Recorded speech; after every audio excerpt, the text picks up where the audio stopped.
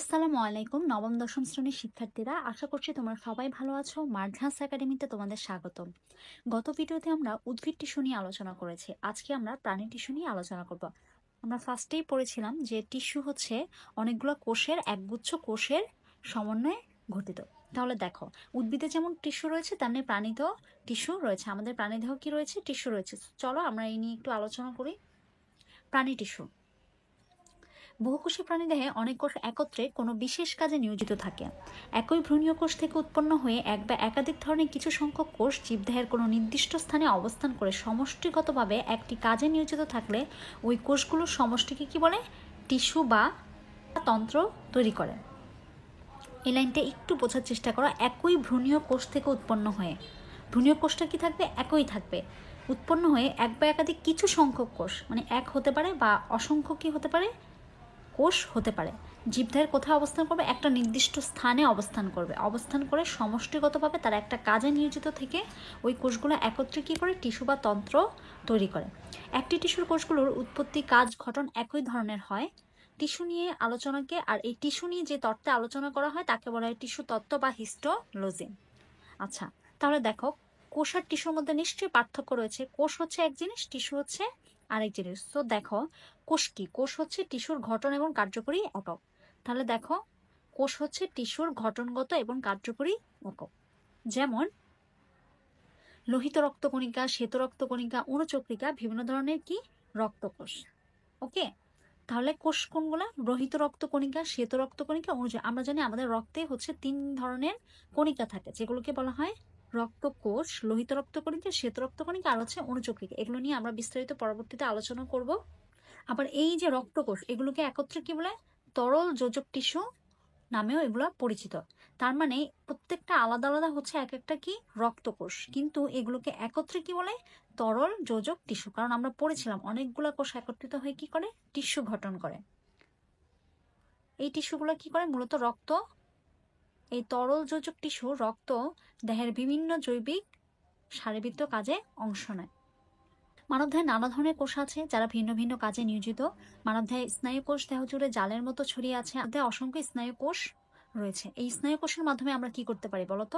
আমাদের দেহে যে স্নায়ু রয়েছে, যার মাধ্যমে আমরা গরম ঠান্ডা বিভিন্ন ধরনের অনুভূতিগুলো আমরা কি করতে পারি? বুঝতে পারি, যেটা হচ্ছে সেন্সর হিসেবে কাজ করে। দেহের যে কোনো অংশের উদ্দীপনা গ্রহণ করে কোথায় প্রেরণ করে? এরা মস্তিষ্কে। তার মানে এই স্নায়ু কোষের কাজ কি? এরা হচ্ছে দেহের বিভিন্ন অংশ থেকে উদ্দীপনা গ্রহণ করে সেটাকে কোথায় প্রেরণ করে? মস্তিষ্কে। আবার সেখানে গিয়ে আমাদের সংকেত দেয় যে আবার মস্তিষ্কের কোনো বার্তা শরীরের নির্দিষ্ট অংশে পৌঁছে দেওয়াই হচ্ছে এদের কাজ। আচ্ছা, তাহলে দেখো, চোখের স্নায়ুগুলো কি করে? স্নায়ু কোষগুলো দেখতে, আর কানের স্নায়ু কোষগুলো শুনতে সাহায্য করে। স্বাভাবিক, চোখের মধ্যে যে স্নায়ু কোষগুলো রয়েছে এগুলো আমাদের কি করে? দেখতে, আর কানের যে স্নায়ু কোষগুলো সেগুলো আমাদের শুনতে সাহায্য করে। মানুষের চোখের মতো বিভিন্ন ধরনের স্নায়ু কোষ না থাকায় বেশিরভাগ প্রাণী পৃথিবীর দৃশ্যমান বস্তুগুলো রঙিন হিসেবে দেখতে পারে না। অনেক প্রাণী শুধু দিনে বা রাতে দেখতে পায়। আমাদের কাজকর্মে, হাঁটাচলায়, নড়াচড়ায় পেশি কোষ ব্যবহৃত হয়, তাই না? আমরা যে হাঁটাচলা করতেছি, নড়াচড়া করতেছি, আমাদের এই যে মাসেলগুলো, এগুলো কি কি বলে? পেশি কোষ। আমাদের এই যে এখানে কি মাসেলগুলো হচ্ছে পেশি কোষ। 3 ধরনের রক্তকোষ মানবদেহের বিভিন্ন কাজে নিয়োজিত হয়। সেগুলো কি? লোহিত রক্তকণিকা কোষগুলো ফুসফুসে অক্সিজেন গ্রহণ করে হৃদযন্ত্রের মাধ্যমে, ধমনীর মাধ্যমে কোষিক নালী হয়ে দেহের প্রতিটি কোষে অক্সিজেন সরবরাহ করে। এখানে বলা হয়েছে যে 3 ধরনের রক্তকোষ আমাদের দেহের বিভিন্ন কাজে নিয়োজিত থাকে। আমরা কিছুক্ষণ আগে পড়েছিলাম আমাদের দেহে 3 ধরনের রক্তকোষ রয়েছে। একটা হচ্ছে লোহিত রক্তকণিকা, শ্বেত রক্তকণিকা এবং অণুচক্রিকা। লোহিত রক্তকণিকা, এই কোষগুলো কি করে? আমাদের এই কোষগুলোর কাজ কি? আমাদের ফুসফুসে অক্সিজেন গ্রহণ করে। আমরা যে অক্সিজেনটা গ্রহণ করি সেটা কোথায়? সেটা কোথায় যায়? ফুসফুসে। ফুসফুস থেকে পরবর্তীতে হৃদযন্ত্রের সাহায্যে আমাদের ওইখানে কি রয়েছে? হৃদযন্ত্রের মধ্যে, মানে আমার হার্টে কি রয়েছে? ধমনী রয়েছে, শিরা রয়েছে। হৃদযন্ত্রের যে ধমনী রয়েছে সেই ধমনীর মাধ্যমে কৈশিক নালী হয়ে, কৈশিক নালী হচ্ছে এক ধরনের রক্ত জালিকা।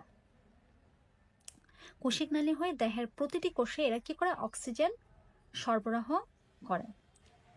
কি বিষয়টা একটু তোমাদের মধ্যে কি? আশা করি তোমরা বিষয়টা বুঝতে পেরেছো। তার মানে আমাদের লোহিত রক্তকণিকার কাজ হচ্ছে মূলত অক্সিজেন কি করা? আমাদের দেহে পরিবহন করা। সেটা কিভাবে?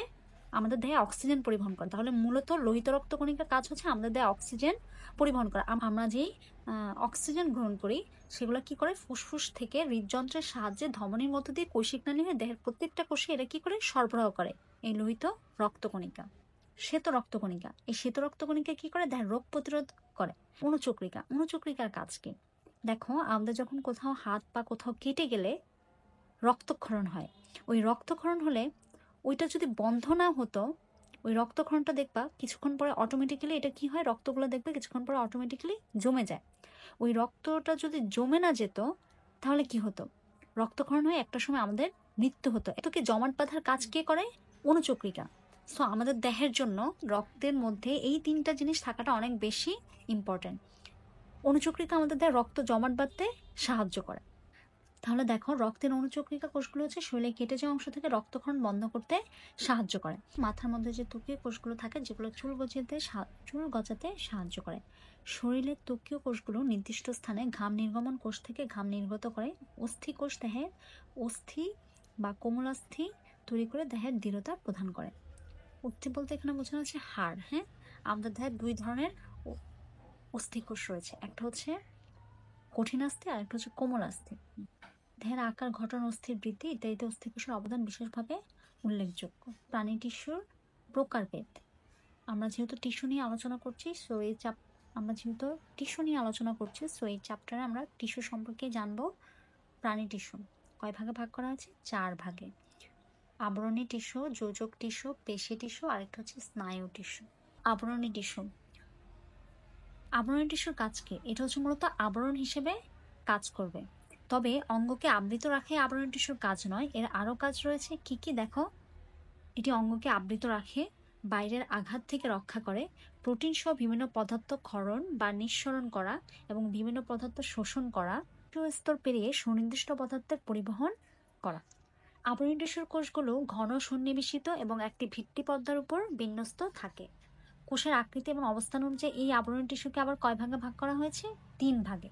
স্কোয়ামাস আবরণী টিস্যু, এই টিস্যুর কাজ কি? এই টিস্যুর কোষগুলো মাছের আইসের মতো চ্যাপ্টা এবং এদের নিউক্লিয়াস আকারে বড় থাকে। আচ্ছা, তোমরা একটু খেয়াল করো, এই যে তোমাদের এখানে খুব সুন্দর একটা স্কোয়ামাস আবরণী টিস্যুর চিত্র দেওয়া আছে। এই আবরণী টিস্যুটা দেখো একদম মাছের আইসের মতো, এগুলো কেমন চ্যাপ্টা ধরনের, এবং এতে দেখো এই যে কোষগুলোর মাঝে এই রয়েছে একটা নিউক্লিয়াস রয়েছে।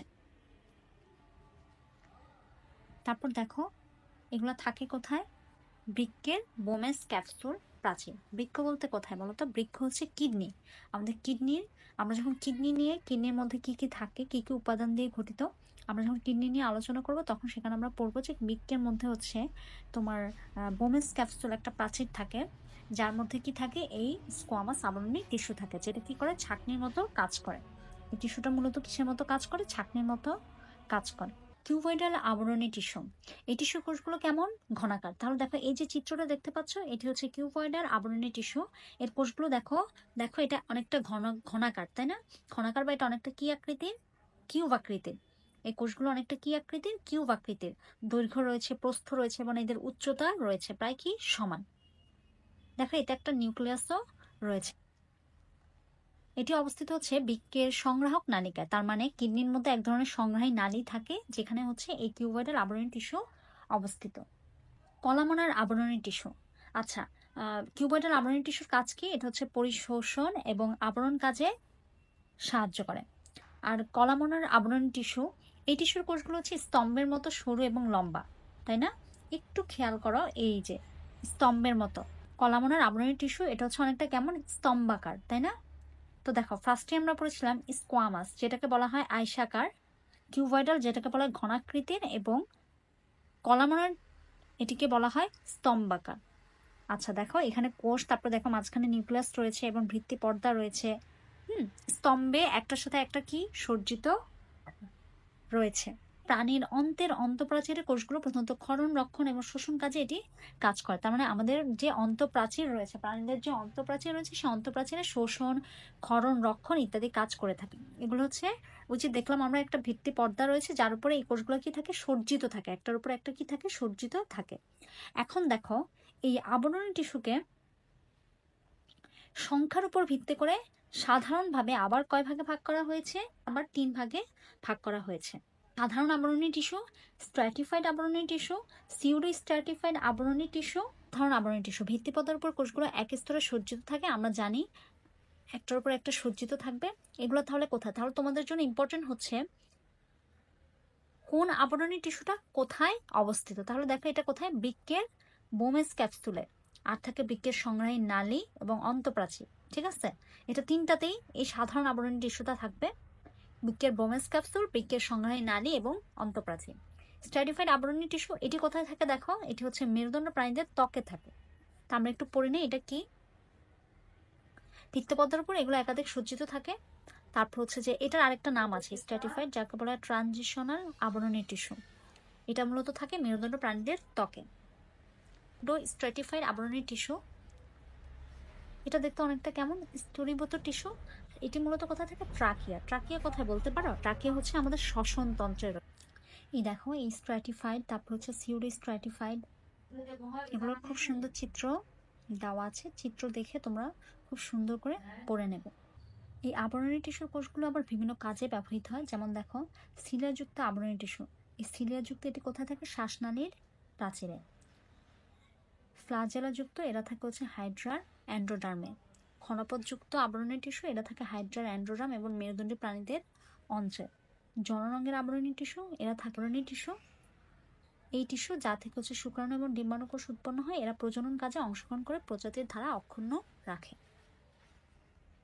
গ্রন্থি আবরণী টিস্যু যেটা কি করে? বিভিন্ন ধরনের রস নিঃসৃত করে। তার মানে আমাদের দেহে কি রয়েছে? বিভিন্ন ধরনের গ্রন্থি রয়েছে যেগুলো থেকে নিঃসরণ ঘটে। যে আবরণী টিস্যু কোনো অঙ্গ বা নালীর ভেতরে বা বাহিরে অংশ তৈরি করে, আবার এই টিস্যু রূপান্তরিত হয়ে রক্ষণ, ক্ষরণ, শোষণ, ব্যাপন, পরিবহন এইসব কাজে অংশ নেয়। আবরণী টিস্যু রূপান্তরিত হয়ে গ্রন্থি টিস্যুতে এবং জনন টিস্যুতে রূপান্তরিত হয়। দেহের বিভিন্ন গুরুত্বপূর্ণ কাজে অংশগ্রহণ করে। তাহলে এই লাইনটি একটু খেয়াল করো। আবরণী টিস্যু কিসে রূপান্তরিত হয়? গ্রন্থি টিস্যুতে। এবং এটি আবার কিসে হয়? জনন টিস্যুতে রূপান্তরিত হয়।